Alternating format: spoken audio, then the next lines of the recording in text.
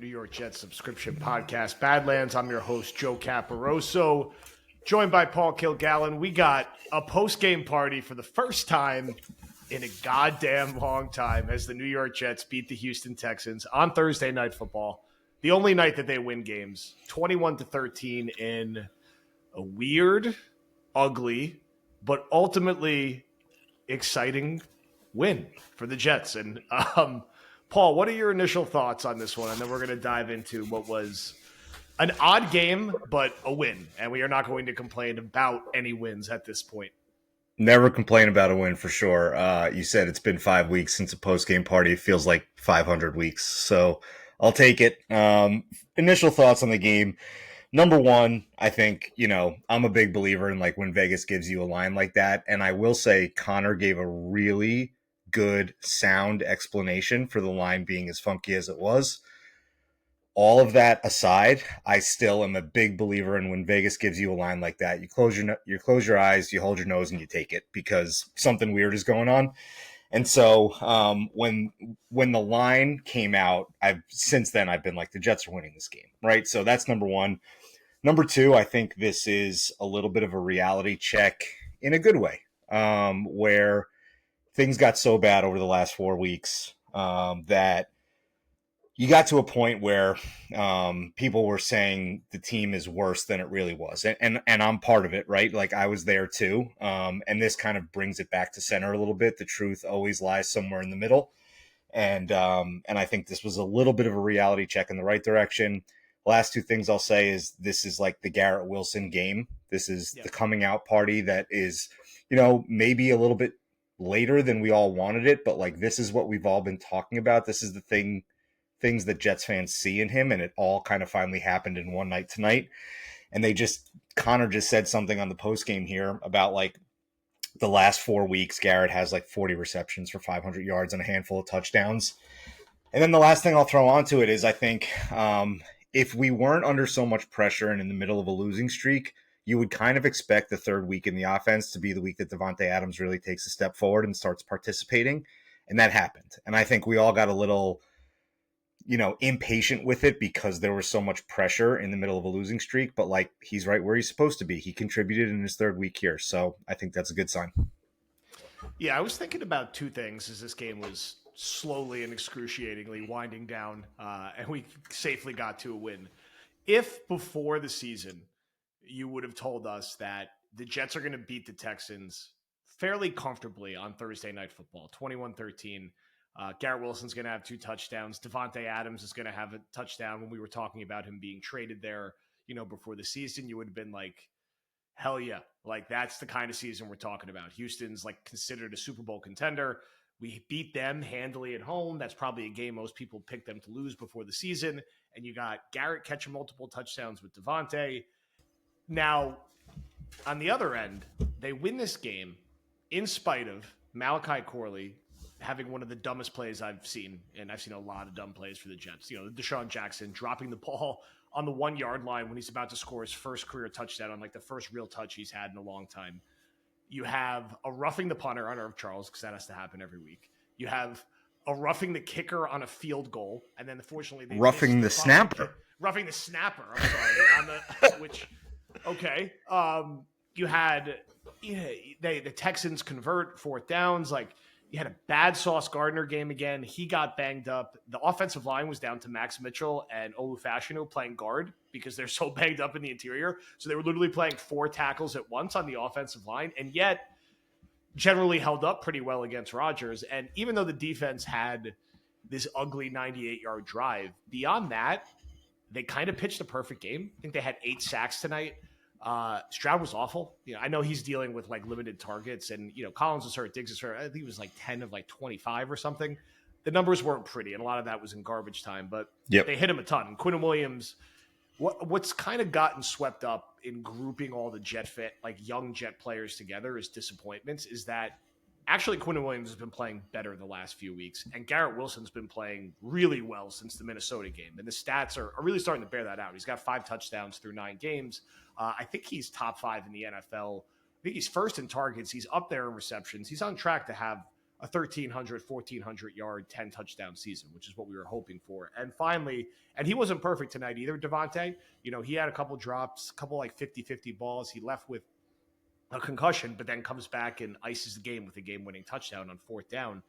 And finally, we get in the second half throwing the football down the field, which is what we've been asking for. Rodgers was terrible in the first half. I think he was 7 of 14 for 30 yards, check down, slant, hitch, all that stuff.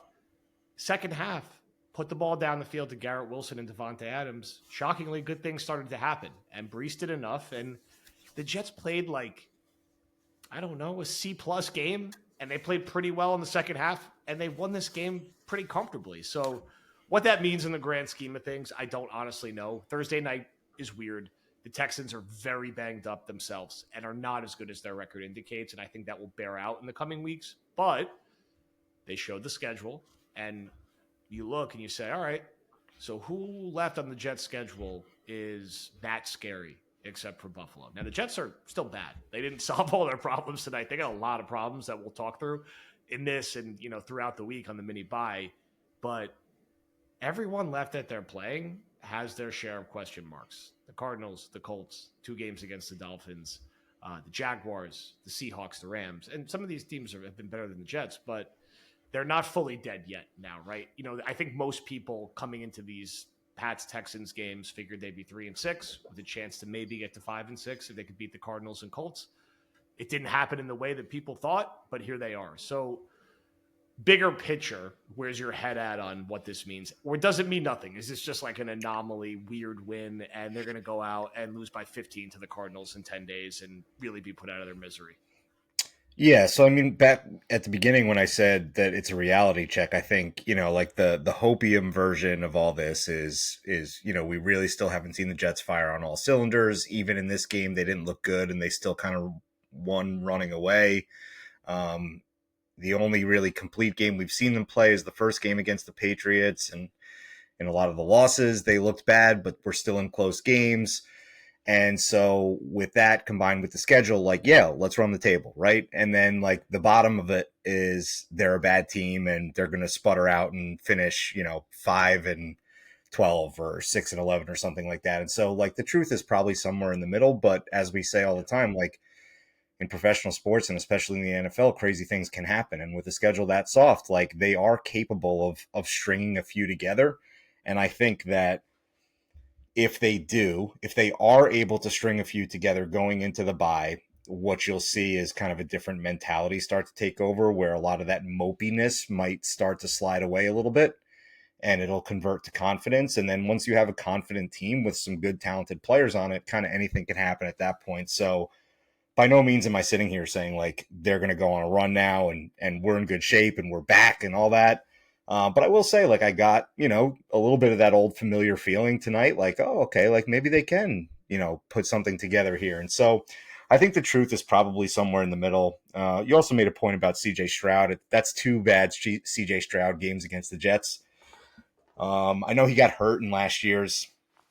I will say, generally when the Jets lose, they don't get carved up by quarterbacks. Yeah. That doesn't really happen. It's not even when quarterbacks do have success against this Jets defense, it's generally a receiver gets behind the coverage, there's a deep ball involved.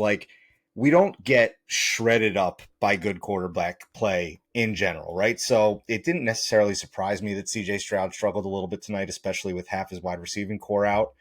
But I think it's a good sign. The defense, with that 98-yard drive aside, they did show some backbone, right? It started to feel like they were folding on that drive, and then they came back and they played really, really well in the second half. So there were some signs tonight. The penalties were still high. We were, the run defense was still terrible, but there were some signs of life, which I think is, being where we were the last 4 weeks, signs of life are good, and we don't have to take it any further than that. We don't have to say that they're making the playoffs or winning the division or anything like that. It's signs of life. It's a better place than we were last week. They have a pulse. I think it's a good way to describe it. They showed a pulse tonight. They showed some fight. Very easy to go into a shell down 7-0 at halftime. Was at a point in that game where the Texans are driving, looking like they're about to go up 10-0 or 14-0 in the half, and it kind of feels like it's game over. They get a sack. They force a long field goal that they miss. It's only 7-0. And the Jets effectively score three straight touchdowns on offense in the second half on their 3 drives. They don't punt at all. And defensively, they held up, and they did it with a lot of backups. And, they're you're playing Sheffield at slot corner because Carter's hurt. You're playing your backup safeties. They're playing a bunch of different random guys at linebacker. All the UDFAs are playing a ton on the defensive line. And then on the offensive line, again, you're playing tackles at guard. And, some of these guys, we'll see who comes back. You're also dealing with a Sauce injury now and him just not being right. But they got off the mat, and in front of like an empty stadium, kind of a weak crowd, which you'd expect, they got an impressive win in primetime, and they didn't lay down and get embarrassed again. And Garrett Wilson is really good, and Rodgers doesn't have to be MVP Rodgers. If he could be the guy he was in the second half, who showed a little mobility, by the way, had like an 18-yard scramble called back. I mean, that was a fair holding call. That was a penalty, but moved around a little better and just put the ball up more accurately to his 2 excellent starting receivers. And they made plays, and like Devontae settled down, and he made 2 huge 4th down conversions down the field. And those guys are going to constantly have good matchups, and it's very hard for defenses. If Rodgers is just like okay, to slow down Garrett Wilson, Devontae Adams, and Breece Hall. And it'll be hard for the Cardinals to slow them down, who have an inconsistent defense. It'll be hard for the Colts to slow them down, who have a really bad defense. So, the Jets don't need to have the best defense in the NFL, and they don't need Rodgers to be an MVP to be a 9-8 team who has a chance to make the playoffs. They are clearly not the team that's going to be 11-5 or 12-4 and like going toe to toe with the Chiefs for a 1 seed. But in a watered down AFC, is there a pulse now that you could string together some wins potentially? And happy to see Jeff Ulbrich get his first win. I don't blame him when Malachi Corley does something that exceptionally stupid. Like, that's 101 common sense stuff you learn when you're like 5. Like, that's not on the coach, man. Like, you shouldn't have to coach someone to run through the end zone, especially on their first touch and their first potential touchdown. The hitting the snapper thing. I mean, the special team units have just been a goddamn mess all year. I don't think they're going to be changing coordinators midseason, but it's certainly something you do in the offseason. Their kicker doinked the first one, Patterson, and then he settled down, and just happy to see someone make PATs. And credit to Ulbrich for being aggressive and going for it on 4th down consistently. And they got bailed out in a call once, but who cares? Like, that's why you go for it, because sometimes you get bailed out. He hit the right buttons in the second half. They went for it repeatedly on 4th and short. They didn't leave it in the hands of the kicker. And Rodgers looked comfortable and confident finally in the second half. He looked like a little like he did in the Pats game on Thursday night. So I'm happy for the Jet fans who still made it out there. I know a lot of people say they're not going to watch anymore, but everyone ends up usually tuning in. I think you can see from, the engagement. I get it too. I'm the same way. Like, you go into these games like a little jaded and bitter, and it's infuriating. You watch the Corley play, you see what's happening at halftime, and you're like, my God, like, the Texans are begging you to win this game, and like you're not taking it, and they took it. So I try not to let my mind creep to like, Jesus Christ, if they had a different kicker against Buffalo and they had their act to get a different kicker against Buffalo and Denver, you put everything else aside, like where is it now? It doesn't matter. It's water under the bridge. And what you have now is 10 days to get healthy, 10 days to have a little belief and talk yourself into, well, why can't we beat the Cardinals and Colts? Why can't we win those 2 games? Why can't we be 5-6 at the bye? And by the way, being 5-6 at the bye does not guarantee anything, because there's a lot more work you have to do after that, right? You're not getting in at 7-10, 8-9 with their tiebreakers. You're not either. You have a lot of wood to chop, but for one night to see Garrett Wilson, do his better version of an Odell catch and really start to come into his own, to have Breece settle down, to have Quinnen dominate, and to have Rodgers be really good is nice to see. And hopefully he can still break Fitzpatrick's season record, because every time I see Fitzpatrick talk, it comes top of mind. They mentioned it at the halftime show. It was like, halftime. I was like, God, like, come on. It's Fitzpatrick has an axe to grind against the franchise for some reason, because it's constantly coming up, and it seems like the guys sitting with him on that set are aware of it because they tee it up for him every time.